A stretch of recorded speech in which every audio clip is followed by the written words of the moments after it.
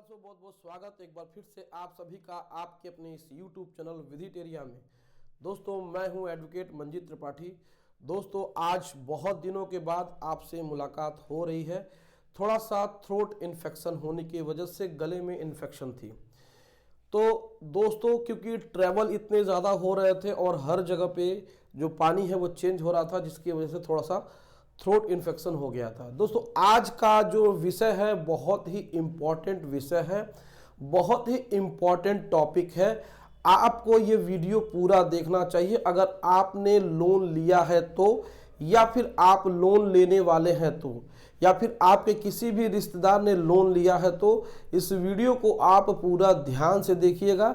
आज के इस वीडियो में हम बताएंगे कि बैंक नोटिस क्या होती है और लीगल नोटिस बैंक के द्वारा जो भेजी जाती है वह क्या होती है। जी हाँ दोस्तों, किसी भी लोन में अगर आपने डिफ़ॉल्ट किया है, चाहे वो सिक्योर्ड हो चाहे वो अनसिक्योर्ड हो, बैंक हमेशा आपको दो प्रकार की नोटिस भेजती है। दो प्रकार की जो नोटिस होती है वो अलग अलग होती है। तो यहाँ पे बैंक आपको टू टाइप्स की, ठीक है, टू टाइप्स की नोटिस भेजती है। पहला होता है बैंक नोटिस और दूसरा होता है लीगल नोटिस। तो यहाँ पे हमारा आज का जो टॉपिक है bank notice versus legal notice. दोस्तों हमेशा देखा गया है कि बैंक जब भी कोई नोटिस भेजती है तो जो कर्जदार होता है, जिसके पास नॉलेज नहीं होती है कानून की, वो डर जाता है। बैंक एक भी कागज का टुकड़ा उसके घर पे बाई पोस्ट भेज देता है या रिकवरी एजेंट के माध्यम से भेज देता है, तो वह जो बॉरोवर है, जो कर्जदार है, जिसको कानून के बारे में जानकारी नहीं है, वह बिल्कुल डर जाता है और फिर वह बैंक के चक्करों में पड़ के परेशान हो जाता है। तो आज आपके इसी डर को दूर करने के लिए हम एक बार फिर से इस बोर्ड के माध्यम से आपको समझाएंगे कि बैंक नोटिस और बैंक के द्वारा जो भेजी गई लीगल नोटिस होती है उसमें क्या क्या अंतर होता है, किस नोटिस को आपको सीरियस ले लेना है, किस नोटिस को आपको इतना सीरियस नहीं लेना है। तो चलिए वीडियो को शुरू करते हैं। दोस्तों चैनल पे पहली बार आए हैं तो चैनल को सब्सक्राइब जरूर करिएगा। वीडियो अच्छी लगी तो वीडियो को लाइक और इसे अपने दोस्तों और रिश्तेदारों में शेयर करिएगा ताकि उनको भी इस वीडियो के माध्यम से लाभ मिल सके। तो चलिए शुरू करते हैं। हम लोग वन बाय वन टॉपिक को डिस्कस करेंगे, डिटेल में करेंगे।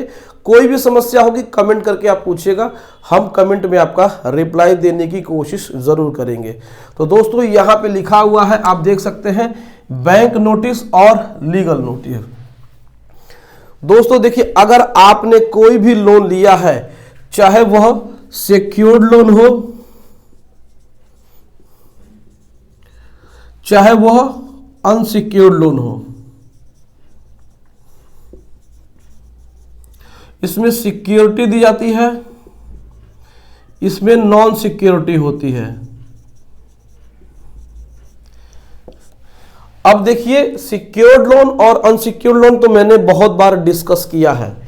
यहां पे क्या होता है कि आपका जो भी अकाउंट है, जिसमें आपको पैसा मिलता है, आपको पता है कि लोन लेने जाते हैं तो बैंक आपको हाथ में पैसा नहीं देता है, वह अकाउंट के माध्यम से आपको पैसा देता है।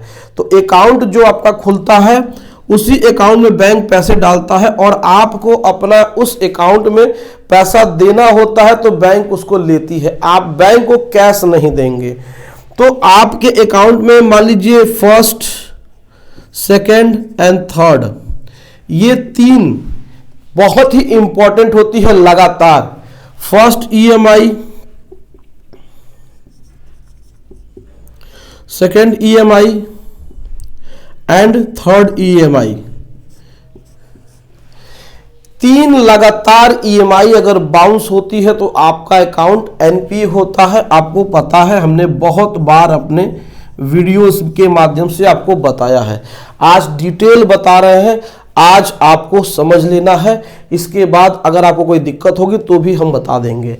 तो यहां पे जैसे ही दो EMI आपकी बाउंस होती है, दो EMI बाउंस का मतलब यह होता है कि आपने पे नहीं किया अपनी EMI, नॉट पेड, ये स्टेटस दिखाता है आपके अकाउंट में जब आपने 2 ईएमआई बाउंस की, तो जैसे ही 2 ईएमआई आपने बाउंस की, बैंक ने आपको रिमाइंडर नोटिस भेज दिया। रिमाइंडर नोटिस को रिकॉल नोटिस भी कहते हैं। रिमाइंडर नोटिस को रिकॉल नोटिस भी कहते हैं। बैंक आपको आगाह करता है कि अगर आपने अभी भी अपने ईएमआई को पे नहीं किया तो आपका अकाउंट एनपीए हो जाएगा। 3 ईएमआई बाउंस होने पे आपकी अकाउंट एनपीए हो जाते हैं। 3 ईएमआई,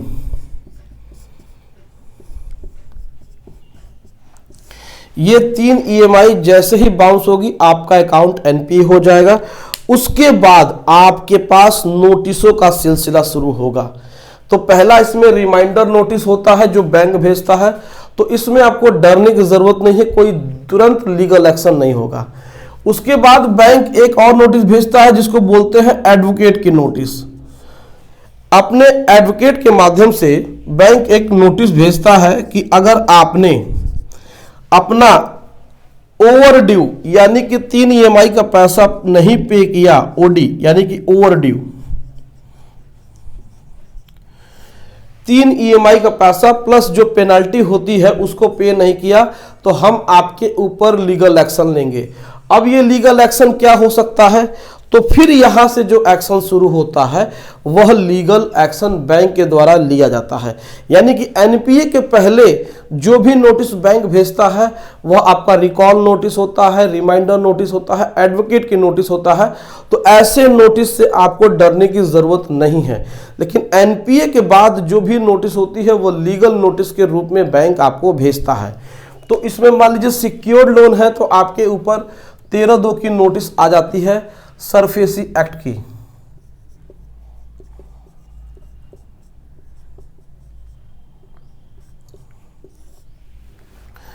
सरफेसी एक्ट की नोटिसें आनी शुरू होती है, जो धारा 13(2) की पहली नोटिस होती है जिसको डिमांड नोटिस कहा जाता है।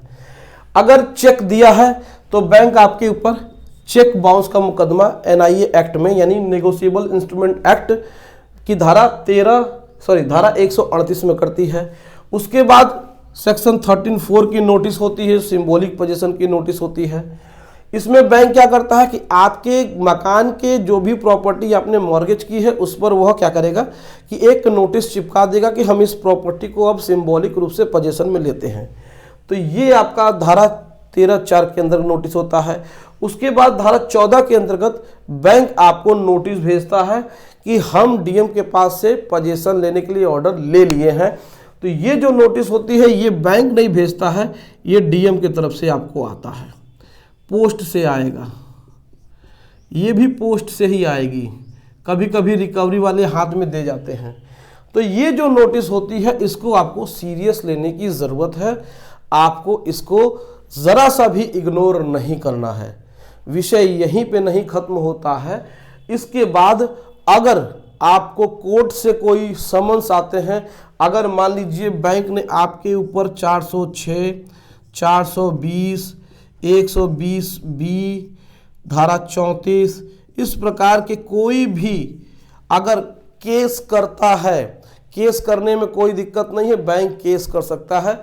इसका क्वैश कराने का यानी इसको रद्द कराने के लिए आप अपील कर सकते हैं, ये बैंक पहले कर देता है। ये होता भी है। तो इससे रिलेटेड आपको समन्स आते हैं।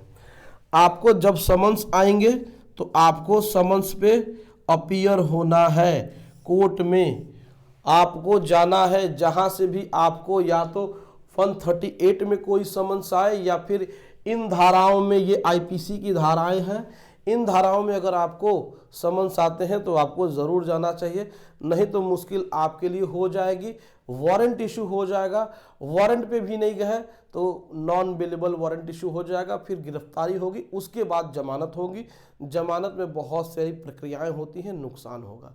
तो दोस्तों ये एक प्रकार से बैंक के द्वारा जो नोटिस भेजी जाती है उस नोटिस के बारे में आपको हमने इन्फॉर्मेशन दिया।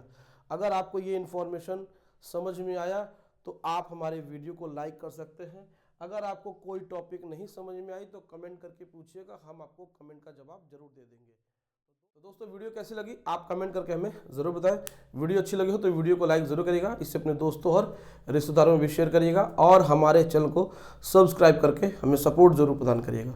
दोस्तों मिलते हैं अगली वीडियो में एक नए टॉपिक के साथ, तब तक आप अपना और अपने पूरे परिवार का ध्यान जरूर रखिएगा। Thank you so much.